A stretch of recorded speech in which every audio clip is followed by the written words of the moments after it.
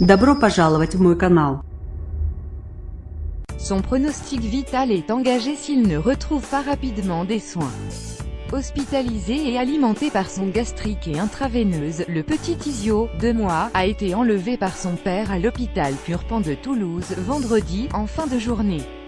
L'alerte enlèvement a été déclenchée en début de matinée, samedi matin. Alerte enlèvement en cours, appelez le 08 00 36 32 68 pour vos signalements.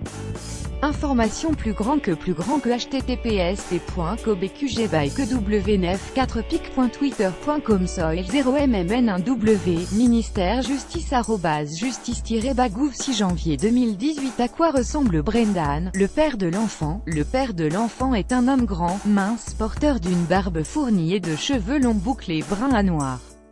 Il est susceptible de se déplacer à bord d'un véhicule Peugeot 307 de couleur blanche, immatriculé dans l'Ariège 5608 GP09.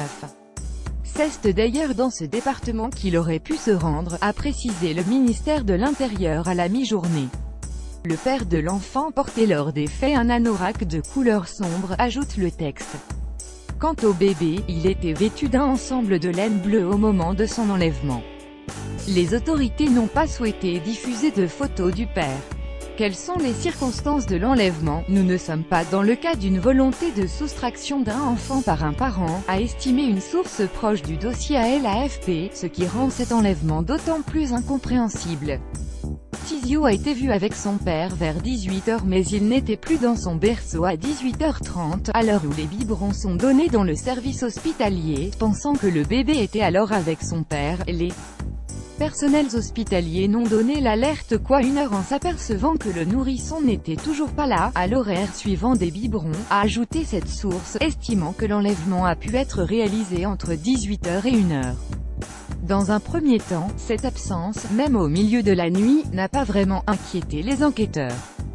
Pourquoi Tizio est-il en danger de mort? Le bébé souffre d'une pathologie nécessitant la poursuite de soins immédiats. Son pronostic vital est engagé à défaut de recevoir ces derniers dans les plus brefs délais, a indiqué le parquet dans un communiqué.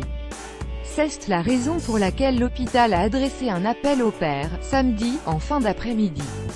Je souhaite m'adresser à Brendan, le papa de Tizio, lui rappeler la gravité de l'état de son fils, que ses jours sont en danger et l'impérieuse nécessité de ramener son petit garçon dans un service d'urgence, le plus proche d'où il se trouve, a déclaré la directrice générale de l'hôpital, Anne Ferré.